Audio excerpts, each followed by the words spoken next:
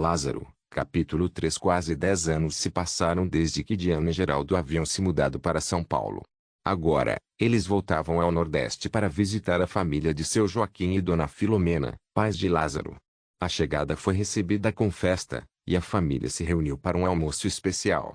Diana e Geraldo ficaram impressionados com o crescimento econômico e financeiro da família.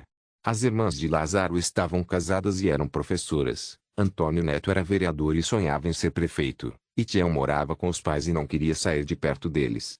Já Lázaro, o mais jovem, estava solteiro e sem trabalho fixo, vivendo de trabalhos esporádicos como amassador de cavalos bravos. Durante o almoço, o clima mudou quando Geraldo e Diana perguntaram se alguns dos irmãos queriam ir com eles para São Paulo para trabalhar.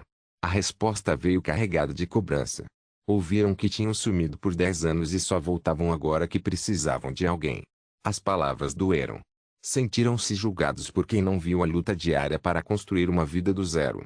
A culpa apertou o peito, mas também aumentou a urgência de mudar o destino de Lázaro. Todos disseram que não iriam, exceto Cosmo e Damião, irmãos de Geraldo, que aceitaram com uma condição: só iriam se Lázaro fosse também. A responsabilidade ficou maior. Lázaro hesitava. Tinha raízes ali, amigos, uma vida conhecida. A ideia de deixar tudo para recomeçar em São Paulo o deixava inseguro. Depois do almoço, a família foi para o alpendre, onde um homem chegou puxando um cavalo brabo. Com acento circunflexo: Lázaro, esse cavalo já passou por várias pessoas e ninguém consegue amassá-lo. Lázaro pediu para descansar um pouco. Quando voltou, montou no cavalo. O animal disparou e ele foi derrubado no chão em poucos segundos. A queda foi feia, mas ele levantou rápido, com a poeira na roupa e olhar firme. Geraldo e Diana se entreolharam. Mesmo caindo, perceberam nele algo diferente: coragem, equilíbrio e frieza na hora de reagir.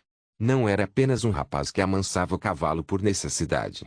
Era alguém com potencial real para se tornar um grande peão de rodeio. A viagem de volta para São Paulo já não era apenas uma visita.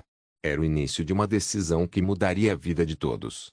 Lázaro, Cosmo e Damião chegaram a São Paulo com Diana e Geraldo, após uma longa viagem de ônibus. Ao descerem na estação rodoviária, Lázaro ficou impressionado com a quantidade de gente e o barulho da cidade grande. Parou no meio da multidão, olhando em volta sem entender aquele mundo diferente, e perguntou o que era aquele lugar. Diana sorriu e segurou a mão dele, explicando que era São Paulo, uma cidade muito grande e movimentada, mas que ele iria se acostumar. No meio da confusão, ele se perdeu de Diana e Geraldo. Sem celular, sem dinheiro e sem conhecer ninguém, passou uma semana perdido pelas ruas de São Paulo. Dormiu sob um viaduto na primeira noite e depois foi andando de um lado para outro, pedindo informação e vivendo de favores. Quando finalmente conseguiram localizá-lo, Diana o encontrou perto da marginal, magro e cansado, mas inteiro. Ao chegarem à casa de Geraldo e Diana, Lázaro foi apresentado à prima Maria Almeida e ao seu marido, José Almeida. Eles foram muito acolhedores e ajudaram a acomodar os recém-chegados. Cosmo e Damião começaram a trabalhar na empresa de José Almeida, enquanto Lázaro foi enviado para uma fazenda para treinar como peão de rodeio. Diana havia pedido ajuda à prima Maria para encontrar um lugar onde Lázaro pudesse aprender as técnicas e regras do rodeio, já que ele havia sido inscrito na categoria novatos para a festa de peão de Barretos. Na fazenda, o treinador avaliou Lázaro e recusou iniciá-lo de imediato. Estava magro demais e sem força suficiente para enfrentar um touro. Disse que se fosse colocado no animal naquele estado, cairia no primeiro pulo. Determinou que ele precisava de uma semana para se recuperar, ser alimentado e ganhar força antes de começar os treinos. Diana explicou que ele havia ficado perdido na cidade por uma semana, e o treinador concordou em cuidar dele durante esse período. Lázaro passou os dias seguintes se alimentando bem e recuperando o físico sob os cuidados do treinador.